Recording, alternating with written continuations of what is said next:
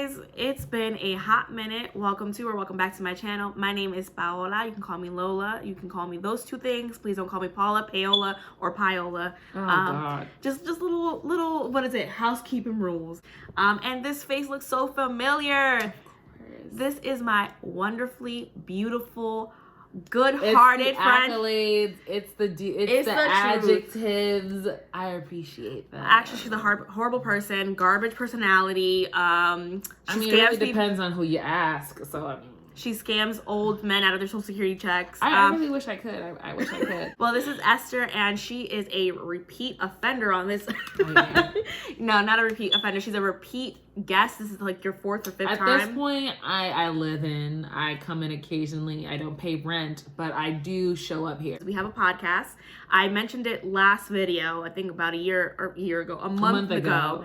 It's the Girl Sis Man podcast. We've been posting quite frequently. I feel like we're doing well. So that's up and running, and that's a little plug-in. Please follow us at the Girl Sis Man podcast. Posting every Tuesday, so there should be a new video up this Tuesday. But today, I think you guys know I'm like obsessed with reality TV. Esther doesn't get it.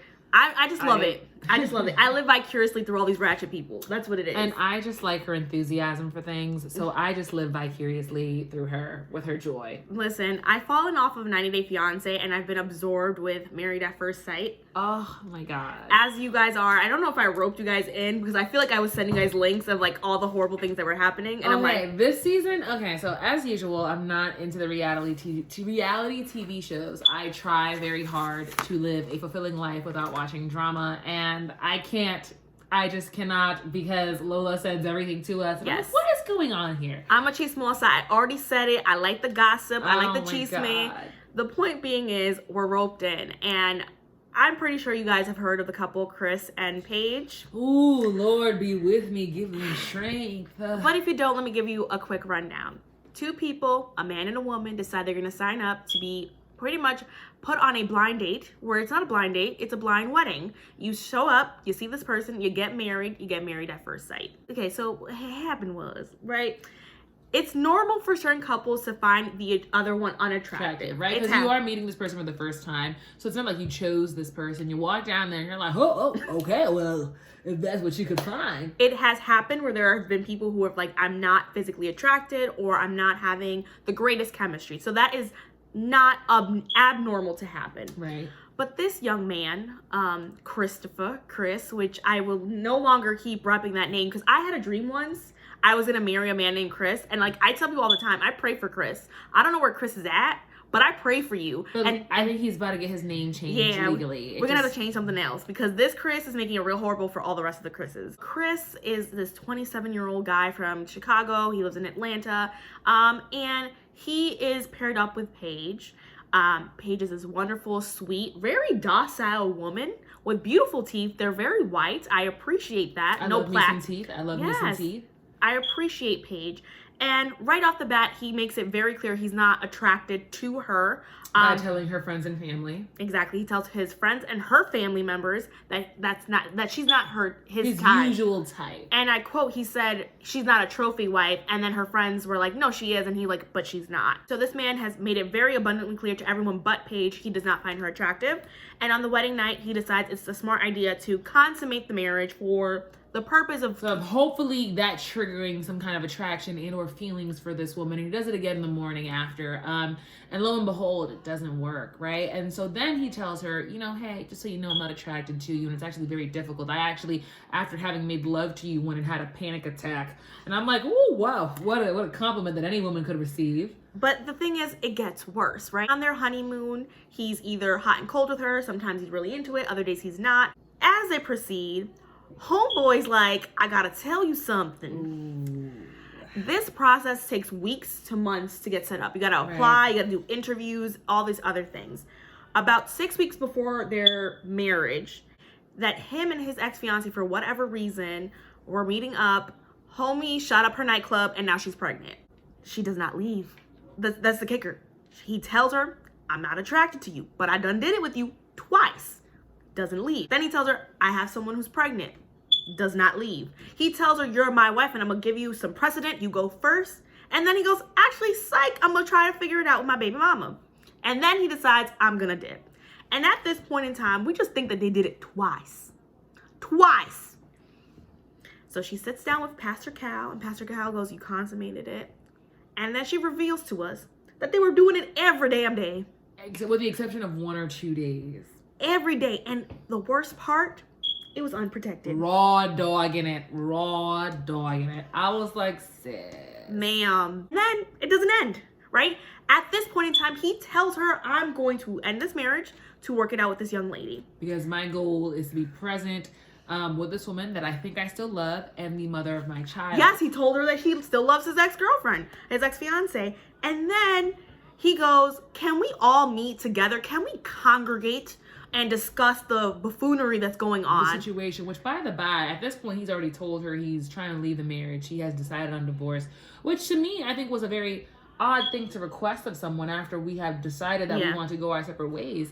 And I was like, why are you still calling me? Why do you still have But that's the thing. He keeps calling and she still comes anyways. So she shows up, which I wouldn't have done. And she sits there and he continues to be very disrespectful. And then you think, okay, finally she's done. And then he's like, let's meet up one last time.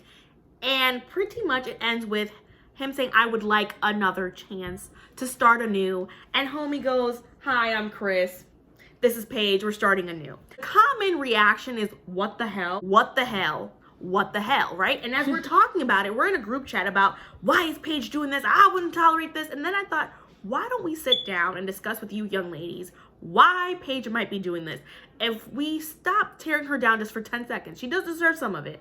Maybe we can figure out where she's going left so you don't continue to take those lefts. First and foremost, I think that the first thing that I've picked up from Paige is her, and I hate to say this, her low self-esteem, right? I think that she's basing her self-esteem on the accolades that she collects in life, whether that be someone who's a graduate, whether that be someone that's a good daughter, and then in this case, a wife, right? And by his standards, a trophy wife, because that's what he wants. That's what he wants to kind of tout. And so for her, the failure in this marriage is not just a group failure, but an individual failure. Like, it hurts her because she's not collecting that accolade, because she got the title in an unorthodox fashion, yes, but she got the title, and that to her is something that she can put in her self-esteem box. Like, yes, I deserve to be treated well because I have these titles. And so for him to take that away and kind of dangle it over her multiple times and be like, you can get it, but you can't. You can get it, but you can't. You can get it, but you can't.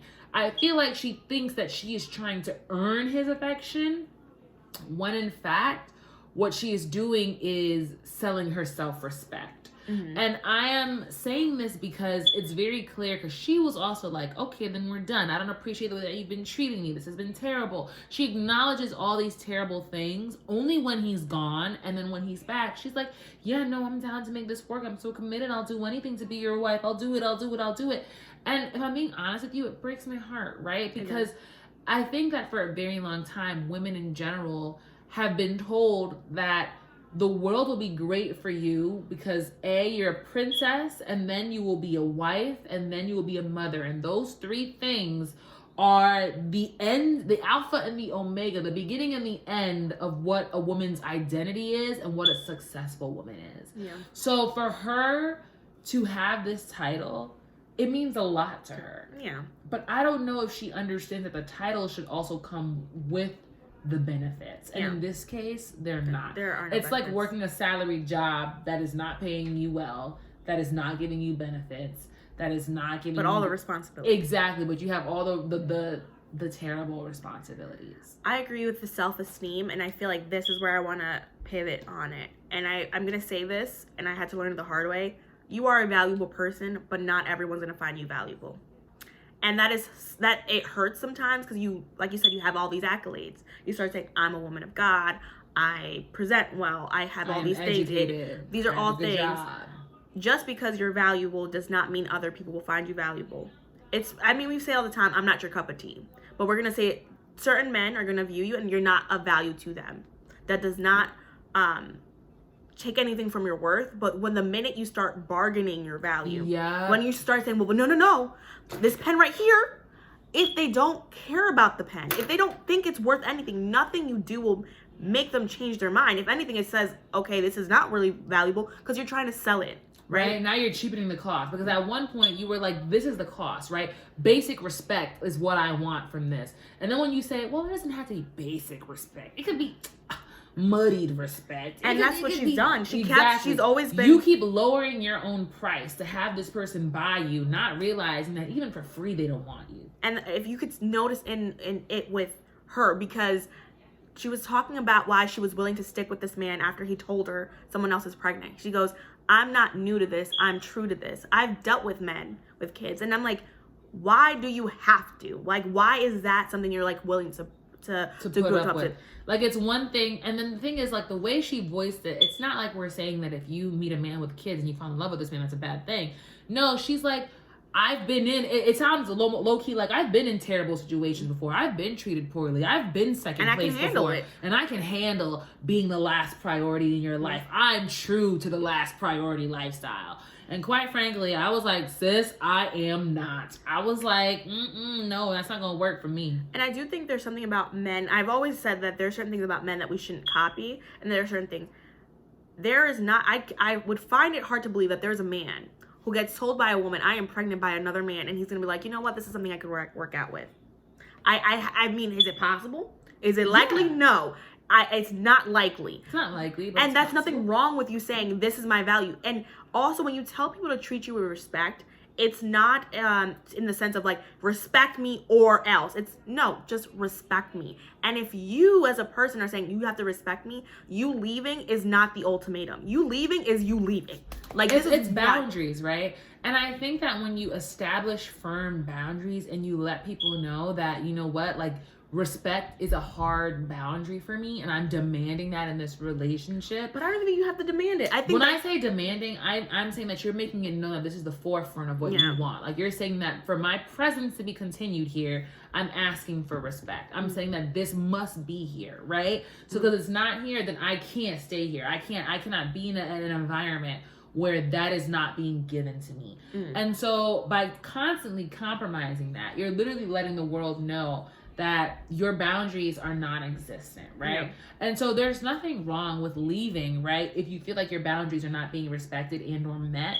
And I think that because she has let him be the person who decides whether he stays or not, whether he goes or not, and she never once says, well, I'm leaving, that gives me pause as well. She acts in a way, like she acts as though she's a woman who has never been loved, that she's never understood her worth. And because of that, and because you do not love yourself, you do not value yourself, it's hard for other people to value you.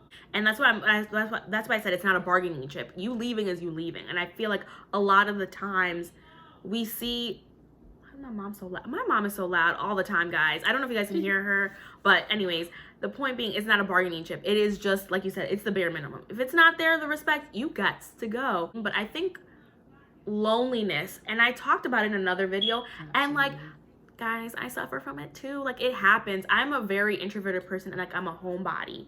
And I was mentioning to my friend Margaret, like, it came to like realization that there are times where I'm lonely, right? As people, we desire the company of others, and it doesn't have to be in an extreme amount. But I could imagine if you're like 26, 27, and you imagine at this time you'd have a partner, the loneliness catches up with you.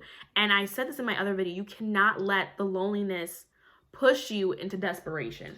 And there's also, aside from loneliness, there's also this fear of self-exploration, I feel like. Because people, I feel like there's loneliness, and then there's afraid of being with self, right? Because people have not taken the time to explore themselves enough, to dig out, maybe childhood traumas and heal that, to dig out hobbies and interests that you could grow from, to deal, like, you don't think so? I think so, but I think people use that as the excuse all the time. Like, oh, I'm gonna find myself. And that's, I feel like, and I want this to hit somebody in the right way, where it's like, we tell people, find yourself. So people start doing hobbies, and they start doing the things that they're expected to do in hopes to find themselves, and they still feel the loneliness. And that's what I'm saying.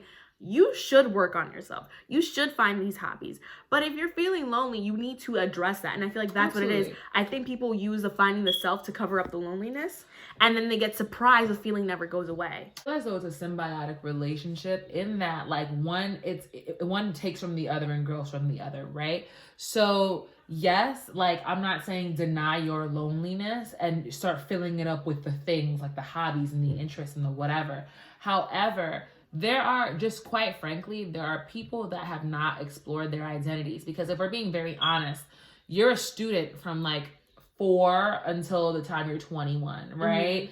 For most people, even if it's vocational school or whatever, then out right after the bat of being a student, like who are you outside of that? And that's a question that a lot of people won't ask themselves, because they're like, after I'm a student, I'm so-and-so's girlfriend or what have you. And I'm like, but who are you? Who is Lola outside of this person, right? So I'm saying that, yes, like absolutely address loneliness, but also address fulfillment. Like, are you okay with who you are? Like, I know, for example, one of my friends is like, she's a mother now, and she's been a mother for quite some time. And she's like, outside of my kids, outside of my husband, I don't know who I am. Like, she was like, I'm terrified, because her kids are in high school now. She's like, I'm terrified of my kids going to college, because she's like, I don't know when the last time was that me and my husband sat down, just the two of us. Because even on anniversary dinners, they come. Even on couples retreats, they come. Like, she was like, I have always had my kids. And she was like, and they have been the stars of my conversations, of my days, of my nights. And she's like, I don't know. Like, she's like, I can see very easily how people end up getting divorced after kids go away. Yeah. Because between that time, she's like, I haven't gotten to know who the new and you you is. Evolve throughout those years. Exactly. The she's person like, you married is not the same person. Exactly. But also, too, she was like, if I'm being honest, I don't know who I am anymore. So I think it's important to have your identity, to continue to build on your identity, but also, yes, to build on and acknowledge your loneliness and probably work towards resolving that. No, but I think that those things come together. Yeah, they do. But like, that's what I meant. Like, she's someone, like you said, who likes to collect accolades. And then that's the issue. If you don't find yourself, your accolades become you. Your identity. And I feel like maybe that's what you mean. Like, because Paige is like, I'm an accountant. I do this, and this, and that. And it's like, that's great. Those are things that you do, but that's not who you are. Exactly. And it's hard. I think everyone does it. I think I do it. Sometimes I have to tell myself, like, I'm not my degree. I'm not these things. I'm a being inside of this sack of flesh. And like, what I feel is what I feel, and that's who I am. Our generation is a really weird generation. When it comes to relationships, there's this very nonchalant attitude, or this like really like, I need love. Yeah, these extremes. It's quite scary. It really bothers me, because you have these people who are like, don't chase them, let them chase you mentality. And then you have these people like, I have to go out there and grab it while I can't. And I'm like, well, you gotta find somewhere in the middle. Yeah. I'm not saying, be like Steve Harvey. He said like the 90-day rule about like having sex. I'm not gonna tell somebody when you should be doing it or not. But I think there should be some discernment of like when you should be doing it with a stranger or not. And this idea that you can use sex as like a manipulation tool. That's not the reason why God made sex for you to manipulate people. Very, very and this is not just about Paige, because he used sex to manipulate the situation. Yeah, to get it to different places as a tool for progression, and then as a tool for manipulation. But like, and that's my thing. I'm like, and I'm not even gonna talk about anyone's sex lives. You know, you and that person, you determine that. No. However, what I am gonna encourage is finding where you are on that spectrum, right? Like, and finding out where you are on the spectrum, and how where you are on the spectrum is affecting either your progression or your regression in achieving these goals, right? Because there's nothing that you do. There's a balance to everything in life. And whenever you find yourself in the extreme end of any side of an argument or of a position, you find yourself making choices that you might later regret. Yeah. And so I know a lot of people, for example, who have dated people long term, like dated people for years, 7-10 years even. And then they break up and they were like, I don't even think I ever liked that person from the very beginning. And I'm like, well, why did you stay there? Because they're like, I hated being lonely. Yeah. I didn't want, I really just wanted to go out and get someone. Ask yourself where you are on these spectrums. Is it in a healthy place, right? How can I get it to a healthy place? And then how can I go out and achieve my goal from there? What I meant about the sex, I'm not trying to tell someone what it is. No. I mean, it's about learning what to give and when to give it. And that's what I meant. Like, I'm not in the business to tell you 90 days, 10 days, whatever. What I'm saying is a lot of the times we give ourselves away too soon, or we never give ourselves away at all. And those are two horrible extremes. Like when you never break down the walls and you never let someone in, and when you let someone in too quickly.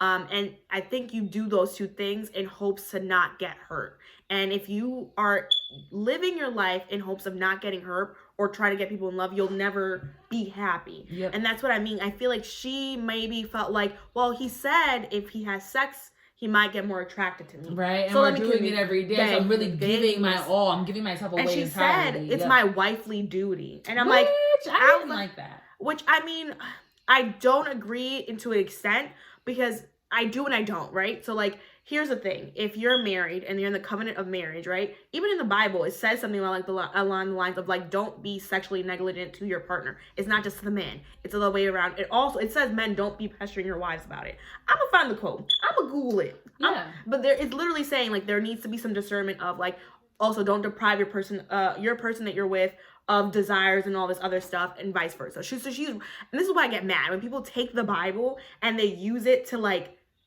excuse or, like, promote what they're doing, right? Yeah. I believe that if you're doing your wifely duty, this person needs to be doing their husbandly duties. Yeah. Which is, okay, if you're giving your sexual exclusivity, then he needs to be giving you emotional and relational exclusivity. Yeah. He had no business texting this woman.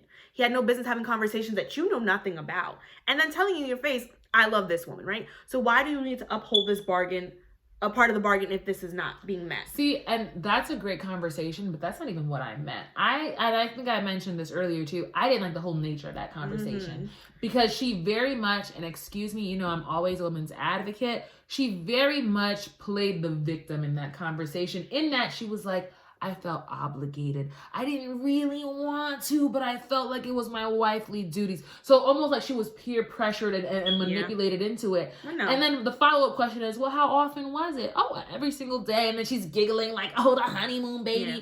And the reason I'm saying that I didn't like that conversation is because in some way the tone insinuated that she had been pushed into doing something she did not want to do.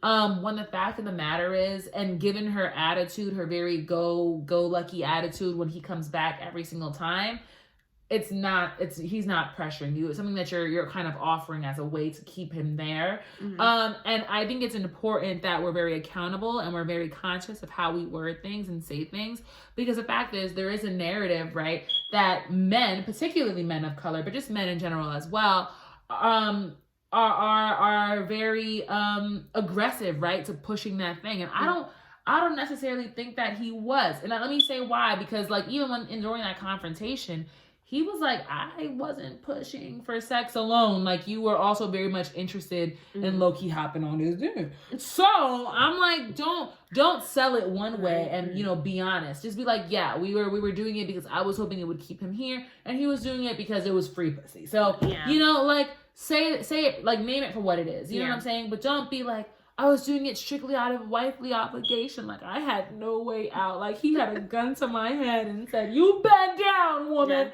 But I believe she believes that. I think, again, I feel like I said, people take certain parts of the Bible. Because, like, if you hear her speak about marriage, she's like, I'm in this for life. She's like, nothing this man could do is going to make me leave. Literally nothing. That's a dangerous place to be, y'all. And I feel like there are people who are like, if you take the covenant of marriage, you need to be very serious about it, which you should. Marriage is freaking huge. Like, that is a dedication. That is a promise between you, God, and the person you married. And even if you're not religious, like, there are people who are atheists who get married. You're making a commitment to this person, right? It is a promise of all these things. And I do think she believes it. And I also think like, there are people who believe in struggle love, whether they name it or not. They're like, and this is why we had a conversation once about, like, people think normal and boring is a bad thing in romance and love. If it doesn't make you cry, if it doesn't have you in extremes, happiness and sadness. The spark. And it's like, no, like, yes, you need chemistry. You always need chemistry. But it doesn't need to be explosive chemistry. It shouldn't be leading you to extremes on the emotional scale. Exactly. And I feel like that's the issue. I think people feel like, oh, if I have to work through this, that means I'm on the right path. I mean, look at any Disney movie about a princess and a prince. There is this climax, right? You have and it's conflict that they have to overcome. Exactly. And so people are like, well, if this is how it ended in the Disney movie, this is how it works. There's this big big conflict with work, and then we live happily ever after. I'm like, sometimes the climax never comes. Sometimes the struggles just keep coming and coming and coming and coming, and you don't need to be putting yourself through that. And you shouldn't be putting that to your partner. It's vice versa. Yeah. Sometimes you gotta dip, and I'm not saying during marriage. I'm just saying sometimes before you get married. I know you are like, oh, I've been together for a year and a half, 2 years, so marriage is around the corner. If this is how he treats you now, ooh, wait till he gets unfiltered access to you, sweetheart. It's not gonna get better. I told my sister once about like her friendships. I'm like, most relationships act like a job. When you interview, they're super nice to you. Yep. The first month and a half, super nice to you. And then you see the real character. You see how the environment is. And the truth of the matter is, in the beginning, if you set your boundaries, it's very hard for them to move you and sway you. But the minute you get comfortable and you've allowed certain things, they just keep doing it. And that's just the nature of most people, whether they're bad or good. I've done it sometimes. Well, like, absolutely. Like, you'll be comfortable. I remember one time my friend Vontae, I use the word bitch a lot. Same. And I was using it, and Vontae was like, you don't call me that. And I was like, but no. She's like, but you don't call me that. So she was very stern with me. So I knew. And with that boundary, I said, Vontae shall never be named that name ever again in my presence. Meanwhile, everybody like, bitch, girl. But like, that's what I'm saying. Like, that is not me being malicious and trying to hurt her, but she's setting her boundaries. And then you respecting that, therefore, it says that this is the relationship that I want to have with you. And so because I value this relationship, I'm going to respect those boundaries. Exactly. And I'm just like, also too, like, it just goes to show, like, when it comes back to Chris and Paige, like, you need to set those boundaries. Like, she needs to set those boundaries, and she has not. And then also, boundaries for herself. She does. But then also, too, like, let's just be honest, when someone does not respect your boundaries, they're going to just keep disrespecting you, right? So in this case, no offense, like, not only has she not set boundaries, but he's very comfortable disrespecting her. My God. Just so comfortable with it. And what blows me away the most, particularly that Married at First Sight, like, I'm like, you still are just meeting this person. Like, you still don't know the end and beginning of this person, right? And so I'm like, how are you so comfortable, especially when it's televised, being this disrespectful? There was a moment in the conversation between Paige, Chris, and his ex-fiancée Mercedes, and Paige is finally finding her voice, and he's like, I can't wait to go have some lunch. I'm gonna have some pizza. And it's like, I'm done with this. So nonchalant. Casual with it. So disrespectful. Just wait till y'all really sit down and are in this relationship and are going through something, and this man completely decides to disregard you. Wow. Like, and I sat there and I'm like, and she's sitting here. She's not yelling or cussing, which I appreciate, but then she sat back down again. And this is what we're talking about, boundaries. Is if you don't respect yourself, other people won't. Yep. Because if it was anybody else, you would have been like, you need to get up, you got to go. You don't have to argue with people. But even if you never left in that moment, you just like, this is the interaction I had with this person, never again. I'm not putting myself in this predicament. Situation. Yep. And but yeah, it makes me sad. I want to like keep following up. I also think about like, what does like racism and colorism have to do with that? Because she is a dark-skinned woman, and I think about what all this media that tells you that you're not beautiful. I wonder if that's something in her mind, like, well, I'm not the pinnacle of beauty, so I gotta take what I can get and run with it. And I think that's on an individual level, because I don't even want to say, well, yes, of course, you know, society plays into how we perceive ourselves. Because look at Mercedes and then look at Paige. That's what I was saying. Because he said that's not my type. He kept saying it, and he was never specific. And he was like, she's not a trophy wife. And then you look at his ex-fiance, who he clearly thought was a trophy wife, and they're very, very different, right? Yeah, so I'm like, okay, so the body, the phenotype, and things like that. And I'm like, okay, so maybe this has a part to play with it. We haven't tapped it into it yet. But like, it makes me wonder, like, that's why I'm saying let's figure out why she's doing it before we tear her down. Because we could be, we'll do it too. I feel like love or having deep, what is it when you're infatuation? Yes, when you're infatuated or you're in love with somebody, honestly, the blinders come on. It happens to everybody. And this is the purpose of this conversation. It's not that if you do it, you're a horrible, dumb person. We're just saying like, hey, you doing it? Snap out. Get out. But also, get out. too, and something that we mentioned earlier, he mentioned this to her friends and family the night of. And let me tell you something, ladies. Personally, I have pretty high standards for my friends. If a man told you that I was marrying, that I was not his type, that I'm not a trophy wife, and all these and the third thing, and then they're like, you got it, girl. You got it. This marriage is going to work out. Oh, no. Sweetheart, let me know. let me know, because I will pack my bags and make my way. Like, I felt personally betrayed by her friends and family who did not report back to her the night of. No, literally, and say something. Like, if my mom had been like, yeah, that girl ugly, but I'm marrying her, my mom would have been like, we got to get the out of here. This man about to beat you. Like, who knows what he gonna do if he don't value you as a woman and a person. You know what I'm saying? But just in general, like, if you're seeing your friends go through that, if you see your friends being disrespected, hey, look, I'm not saying always get in people's business, but I'm saying, hey, sis, you in a bad situation. She don't want to listen. At least you vocalized it. Yeah, that's for sure. We have to look out for our friends. But also, like you said, you do it once. And I've had a situation where I told somebody something, and I was like, okay, if that's what you want to do, that's what you want to do. And that's how you want to do it.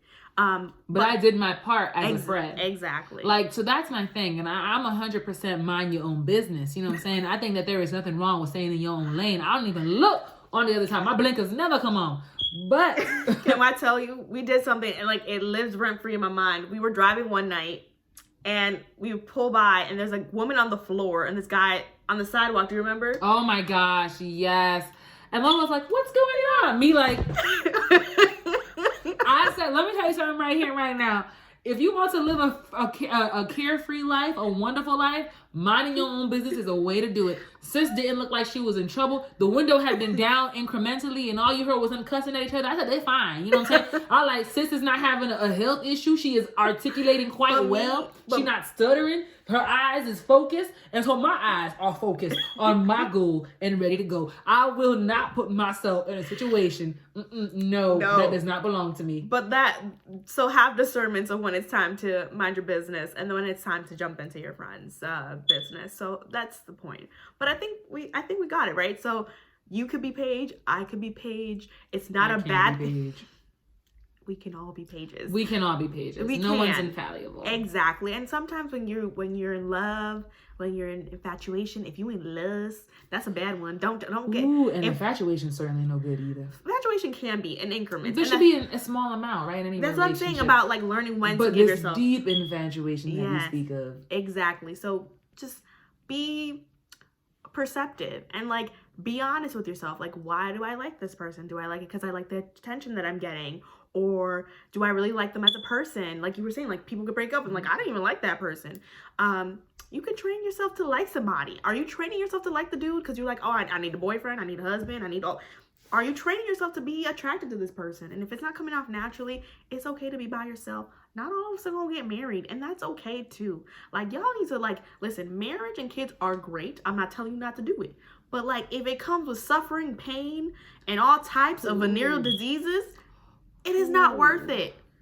A cat or a dog and a peaceful mindset, that's A-okay. Adopting children, fostering I'm not saying do this. I'm not, I feel like a lot of times people hear feminists, they think that's what we're pushing. Like the destruction of family and marriages. That's not it. I'm just saying, girl, you don't got to suffer for nobody that don't love you. That's all. You don't. And they don't have to suffer for you. And this is, if you're a man and you're watching, this is not just like, oh, women need to da-da-da and then da-da. No. If someone does not respect you, if someone actively disrespects you, if somebody is disturbing your peace, what else can you do? Like, if it's just not, if we're talking about upright disrespect. Facts. If it is not for your betterment, then you can find your way on out. There's way too many people who are good-hearted. Yep. Good people who might do bad things, but are actively trying to change and are self-aware, and you can find them. Yeah. So with that being said, we wish Paige all the best luck in this situation, and I wish growth on Chris. I don't know if Chris will ever grow, and you know what? But and that goes to say, you know what? We're not gonna run into this, but it starts God at home. Bless y'all. Yeah. Yep. God bless you too, and hopefully things will work out for both of y'all individually the way that they should. Yes, separate. Let the fork in the road come and just go. Alrighty, guys. Thank you guys so much. Don't forget to follow our podcast, the Girl Sis Man podcast. It's available on YouTube, Spotify, Apple Podcasts, and anywhere else you're listening to a podcast. Follow us on Instagram. Mine is Paola Fernanda XO. I'll put it down below because it's probably really long. And you are Esther Lestherale. I think it's 24_7. Yes. And then of course follow our GSM podcast Instagram at the GSM podcast. Alrighty, guys. Thank you guys so much, and we'll catch you for the next one. Bye.